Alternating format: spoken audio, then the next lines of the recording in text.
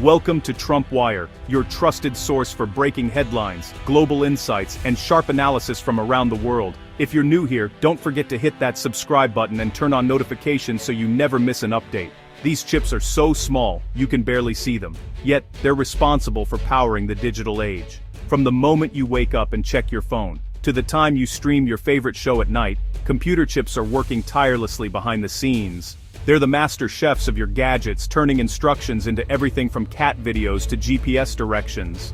Every swipe, click, and tap you make is translated by these chips into actions that feel almost magical. Without them, our daily routines would look completely different. No instant messages, no online shopping, no digital entertainment. Without them, our world would grind to a halt. Imagine cities without traffic lights, hospitals without advanced medical equipment, or businesses unable to connect across continents. The modern world simply can't function without these tiny powerhouses. Making these chips is incredibly difficult, requiring ultra-clean facilities, massive machines, and brilliant scientists. The process is so precise that even a single speck of dust can ruin an entire batch. It's a blend of cutting-edge science, engineering, and a bit of magic. For decades, the US has led in chip design, with companies like Nvidia and Intel at the forefront. These tech giants have shaped the way we live, work, and play, constantly pushing the boundaries of what's possible in computing. But they rely on a crucial partner, Japan, which supplies essential equipment and materials for chip manufacturing. Without Japan's expertise in producing ultra-pure chemicals and precision machinery, the world's most advanced chips simply wouldn't exist. Enter China, the world's electronics factory, now determined to design and build its own advanced chips. China is investing billions to catch up, training engineers and building state-of-the-art factories at a breakneck pace. This ambition has made the US nervous, sparking a new kind of Cold War, a tech war, with computer chips as the ultimate weapon. The competition is fierce, with both sides racing to secure their place at the top of the global tech hierarchy. Another key ingredient? Rare earth minerals. 17 elements vital for electronics and military hardware. These minerals are the unsung heroes, making everything from touchscreens to advanced batteries possible. Despite their name, they're not rare, but they're tough to mine and process. Extracting them requires complex technology and creates environmental challenges, making their supply chain fragile and highly strategic. China controls most of the world's supply, giving it a powerful trump card. This dominance means that any disruption can send shockwaves through global industries, from tech to defense. These minerals are essential for everything from electric cars to smartphones. They're the backbone of the green revolution and the digital future, powering innovations that shape our lives. With this control, China holds a strategic advantage in the global tech race. As nations scramble to secure their own supplies, the balance of power is shifting in real time. The stage is set for a high-stakes battle over the building blocks of our digital world. The outcome will shape not just technology, but the future of economies, security, and daily life for billions of people. Feeling threatened by China's rapid rise in technology, the US decided it was time to act decisively. The stakes were high: control over the future of advanced computing, artificial intelligence, and global economic power. Both the Biden and Trump administrations, despite their differences, agreed on one thing: China could not be allowed to dominate the world's most advanced chip technology. They rolled out sweeping sanctions, aiming to block China from accessing the latest semiconductors and the tools needed to make them. The goal was clear: cut off China's access to the best chips, the most sophisticated manufacturing machinery, and the critical software that powers modern electronics. Without these, China's tech ambitions would be severely hampered. But the US couldn't do it alone. To make the sanctions truly effective, it needed allies, especially Japan, a powerhouse in the chip supply chain. In early 2025, after months of intense negotiations and behind-the-scenes diplomacy, Japan agreed to join the US-led sanctions. This was a major breakthrough for Washington. The move was huge. Japanese companies are world leaders in producing the chemicals and precision tools essential for making advanced chips. Without Japanese exports, China's chip industry would face serious bottlenecks. By joining the sanctions, Japan agreed to stop selling key technology and materials to China. even though China was its biggest trading partner and a vital market for Japanese goods. The new restrictions targeted over 100 Chinese firms, including tech giants like Huawei and SMIC, aiming to slow their progress in cutting-edge technology. The US also pressured Japan and the Netherlands to go further, blocking their engineers from servicing chip-making machines in China, tightening the noose on China's tech sector. For Japan, this was a risky move. China is not only its largest economic partner, but also a key player in the region's stability and growth. Yet the alliance with the US, combined with growing concerns over China's expanding influence, ultimately tipped the scales in Washington's favor. Japan chose to side with Washington, hoping that a united front could contain China's ambitions and protect its own technological edge. But China was not about to back down. Instead, it was already preparing a different game plan, one that could reshape the global tech landscape once again. China's initial response to the sanctions was measured, almost calculated in its restraint. Rather than reacting with immediate outrage or escalation, Beijing chose to project an image of calm control, signaling to the world that it would not be provoked so easily. Official statements condemned the move, calling it unjust and harmful to international cooperation. But notably, Beijing didn't retaliate right away, leaving many to wonder what its next move would be. Instead, China began playing a longer, more strategic game, one that leveraged its overwhelming dominance in rare earth minerals, the hidden backbone of modern technology.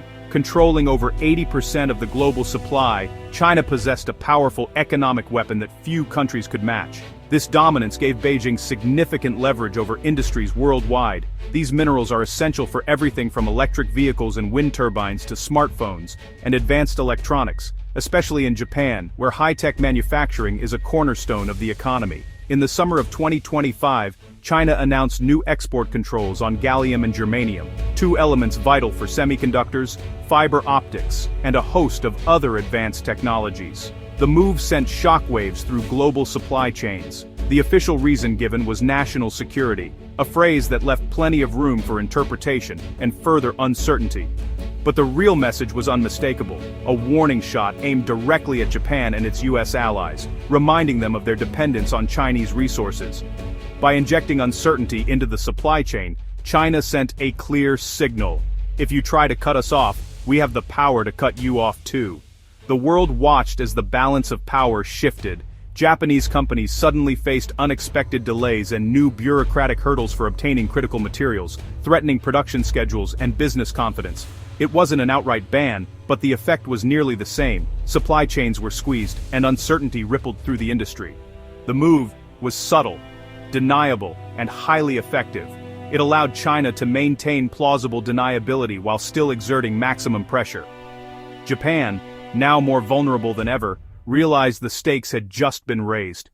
The cost of confrontation was no longer theoretical, it was immediate and tangible. China's message was clear. It could weaponize its resource dominance at any moment, turning economic interdependence into a tool of coercion. The tech war had a new front, and the rules of engagement were being rewritten in real time. For Japan and its allies, the pressure was just beginning, and the world was watching to see who would blink first. After its initial warning, China escalated. In late 2025, Beijing expanded export controls to include rare earth processing technology. This move made it harder for other countries to build their own supply chains, even if they found new deposits. Japan, a leader in high-tech magnets for EVs and wind turbines, was hit hard. Suddenly, Japanese firms faced shortages and soaring prices for essential materials. Companies across Japan's tech sector scrambled as orders were delayed or canceled. They were forced to plead with China for export licenses, an uncomfortable reversal. China's grip on rare earths had turned industry leaders into beggars. The message: resource control is power. The rare earth squeeze quickly hit Japan's biggest companies. Fanuc, a robotics giant, saw its supply chains falter and costs soar. Automakers like Toyota and Honda face bottlenecks in EV production. Each car needs rare earth magnets, the threat falling behind in the global electric vehicle race. Smaller tech firms were even more vulnerable. Some lost access to critical materials overnight.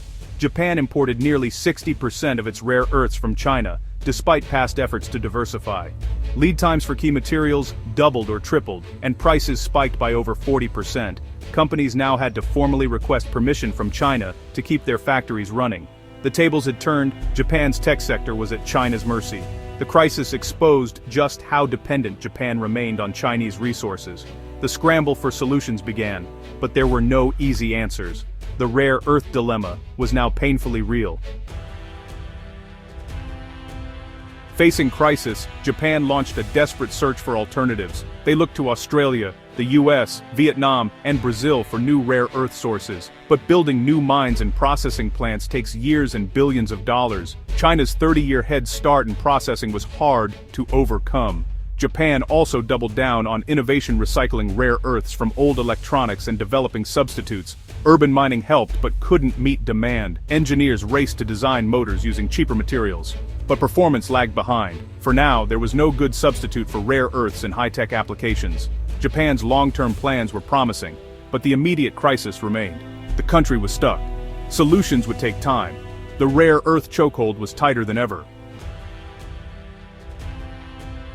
While Japan scrambled, China's tech sector found new strength. US sanctions, meant to cripple China, instead fueled domestic innovation. Beijing's buy local push turned Cambricon Technologies into a national AI chip champion. With foreign competition locked out, Cambricon's revenue soared, backed by government contracts. The company poured money into R&D, closing the gap with Western rivals.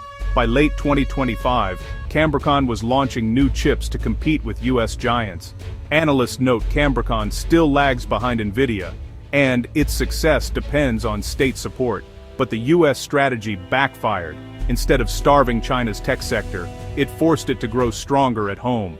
The tech war had unexpected consequences. This isn't just a China-Japan dispute, it's a global shift. The era of easy globalization is ending. Countries are weaponizing economic ties. The chip and rare earth battle is reshaping the world economy. Europe, reliant on Chinese minerals, is scrambling to secure its own supply chains. Southeast Asian nations are attracting investment but face pressure to pick sides.